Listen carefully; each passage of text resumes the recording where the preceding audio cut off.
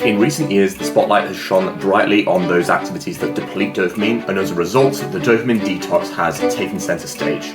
But the detox as we know it now is a far cry from what it was when it was created, and this misconception is doing you harm. Welcome back. So the last time we touched on the healthy ways to increase our natural dopamine levels. This time we're going to dive a little bit deeper into those negative ways in which dopamine and addictive behavior are associated. Now, we're going to explore this logically. First, we'll explore where this desire comes from to chase these huge rushes of dopamine before seeing how the effects may differ per stimulus and the science behind addiction. We'll then move on to talk tolerances and what this sustained abuse can mean for your body and mind before finally touching on that popular trend at the moment, the detox. What I want to leave you with today are a few ideas of what to do if you think you're stuck in that hole and you're at the mercy of one of these vices. And then I also want to drop a couple of voices to follow, voices that have been pivotal in helping me put this video together and that can go into a lot more detail than I can. Let's start off with why. Why do we crave these surges? Why do we crave these huge hits of dopamine? When people take drugs such as cocaine and heroin, the action itself is not interpreted by the brain as something it should reward or encourage in the future, which is what we currently understand about dopamine production. Stimulants such as cocaine and meth have an indirect effect that allows the neurotransmitter to build up. These substances block the dopamine transporter protein, which is normally responsible for reabsorbing dopamine back into the neurons. This blockade then leads to an accumulation of dopamine in the synaptic clefts, which is the gap between neurons, and this then leads to an intense euphoria. Similarly, opiates such as heroin and painkillers don't directly cause more dopamine to be produced. These interact with the existent opioid receptors within the brain, which are naturally part of the body's pain relief and reward systems. When opioids bind these receptors, they inhibit neurons that normally suppress the release of dopamine, thereby leading to a buildup within the brain and feelings of euphoria and pleasure. Normally, these opioid receptors would release dopamine in response to pain relief actions, and this would signal to the brain that we're getting back to full health and that these actions should be repeated if we encounter a similar pain in the future. Alcohol has a similar indirect effect in the release of dopamine by interacting with the GABA and glutamate neurotransmitter systems within the brain, which control the inhibitory and excitability neurons respectively. Nicotine is actually the only substance with a direct impact on the release of dopamine. When it binds to nicotinic acetylcholine receptors, this binding itself will trigger the release of dopamine. It can also further increase these levels of dopamine within the body by interacting with GABAergic neurons, which normally release GABA to inhibit and control dopamine levels. When nicotine binds to these inhibitory neurons, their effect is reduced and the regulation of dopamine is loosened, leading to buildups within the body. All of this is to say that these quick sources of dopamine are shortcuts and they don't require the sustained efforts that maintaining a healthy diet or good exercise routine will. In essence, they hack our reward system and manipulate the levels of dopamine within the body, and people return to these because they're easy. Now, we discussed the relationship between Parkinson's and dopamine in the last video, and as you may assume, prolonged abuse of the substances mentioned previously will lead to impacts in our movement due to dopamine's role as a modulator of our current and future behavior. For example, sustained abuse can lead to muscle rigidity and stiffness, tremors, sleep disturbances, and then in the very long term, Parkinson's. Other long-term effects include reduced motivation, reduced self-esteem, and then several social consequences such as social withdrawal and a desire to seek out risky behavior.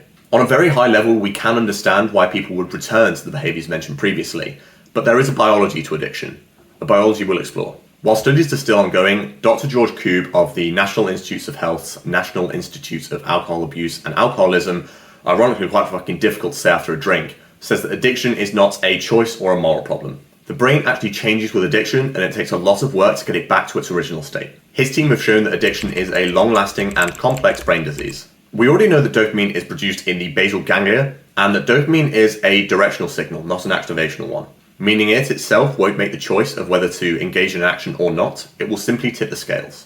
The decision-making and judgment for actually making this decision comes from the prefrontal cortex, which is also crucial in identifying those harmful consequences of taking addictive substances. As well as hijacking our reward system, brain scans of those addicted to substances or alcohol show decreased activity in the prefrontal cortex, meaning they cannot make this decision to not take the drug, as their decision-making is skewed and they can't associate the negative consequences with the addiction. Now, over time with chronic use, the brain circuits adapt and become less sensitive to dopamine.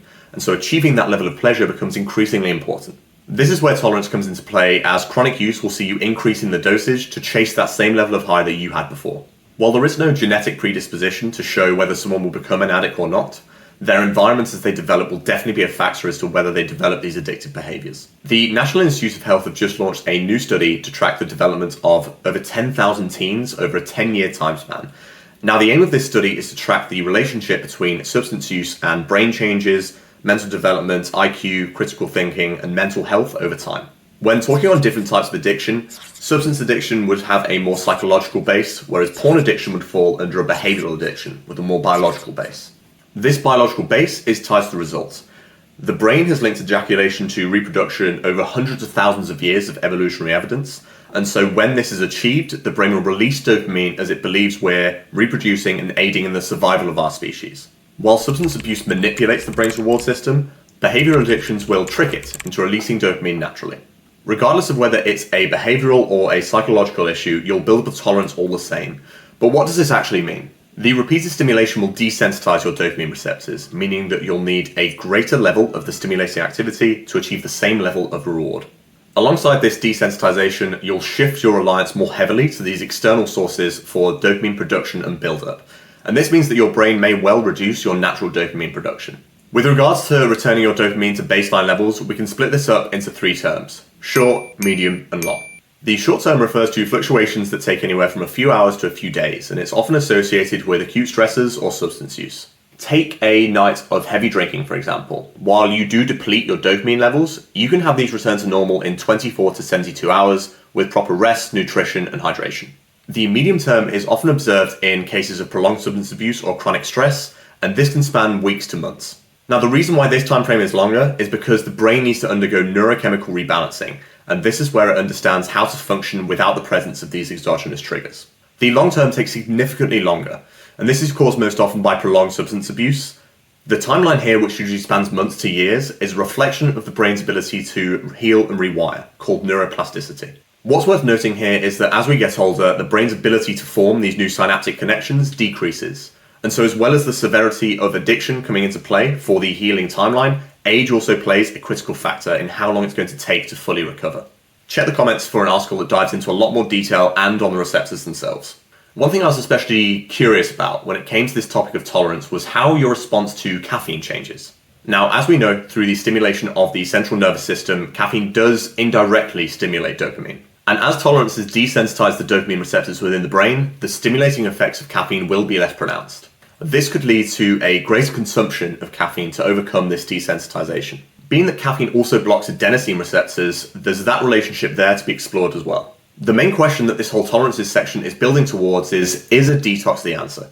The dopamine detox, while being a fairly new ideology, actually dates back to ancient Indian and Chinese philosophies in which the sadhus would give up everything just to focus on nature and being more a part of it. More a mindfulness practice of old, the meaning has been adopted incorrectly and the purpose misunderstood, and now modern dopamine detoxes can lead to malnutrition, loneliness, and depression.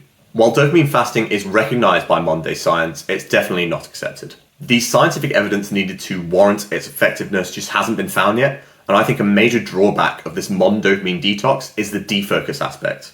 Yes, we need to be aware of what to abstain from, but we need to couple this with bringing in things or aids to help with the entire process. Dopamine fasting shouldn't be shutting yourself off from all types of external stimulation.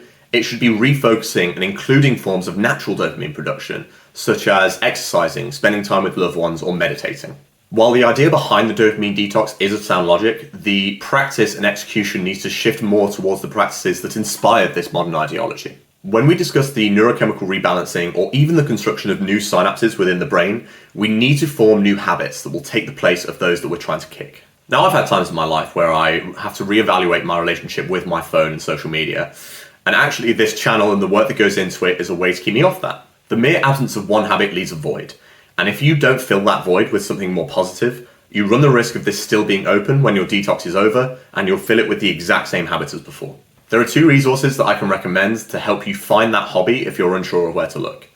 The first being A Route to a Meaningful Life, and this will break down all the areas of life that give a person purpose.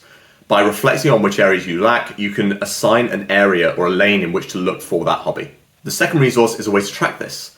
To start off 2025, I was in a workshop led by Ali Abdal, and one session that really stuck with me was Izzy Sealey's, specifically her Wheel of Life portion. Now, what this is a way to hold yourself accountable when you're trying to achieve all the areas in A Route to a Meaningful Life. By tracking your progress week on week, you can see your progress towards these goals and how that changes over time. The secret of successfully withdrawing from those behaviors that sap your dopamine is a coupling of successful abstinence from those bad habits with the successful repetition of these new healthy habits.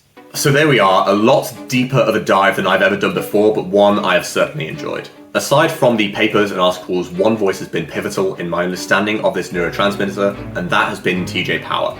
I highly recommend checking out his work, as his work with DoseLab goes into a lot more detail than I've been able to on this video.